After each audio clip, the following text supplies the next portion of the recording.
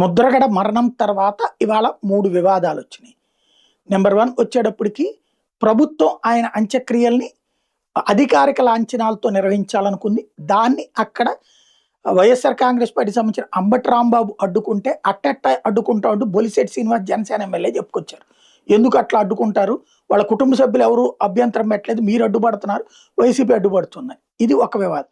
రెండోది వాళ్ళ అమ్మాయి ఆయనకి నివాళులర్పించడానికి వచ్చినటువంటి సందర్భంలో ముట్టుకోనీయకుండా అడ్డుపడటం.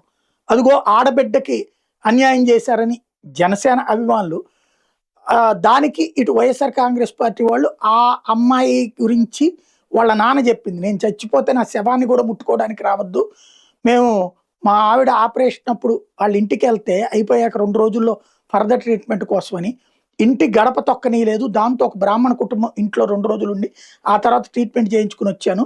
ఇవాళ వచ్చి నాకేదో క్యాన్సర్ అని చెప్పేసి నా కొడుకు సరిగ్గా చూసుకోవట్లేదని స్టేట్మెంట్లు ఇస్తుంది. ఇట్లాంటి బిడ్డ ఎవరికి పుట్టకూడదు, అందుకని ఆ అమ్మాయి నా గడప తొక్కద్దు, బతికుండగా నాకు అసలు కూతురే లేదు, ప్లస్ ఆ అమ్మాయి నా శవాన్ని కూడా చూడొద్దంటాం. ఆ అమ్మాయి చూడటానికి రావడం, ఏడుస్తా దగ్గరికి వెళ్తుంటే దగ్గరికి రానియకుండా అడ్డుకోవడం రెండవ వాదం.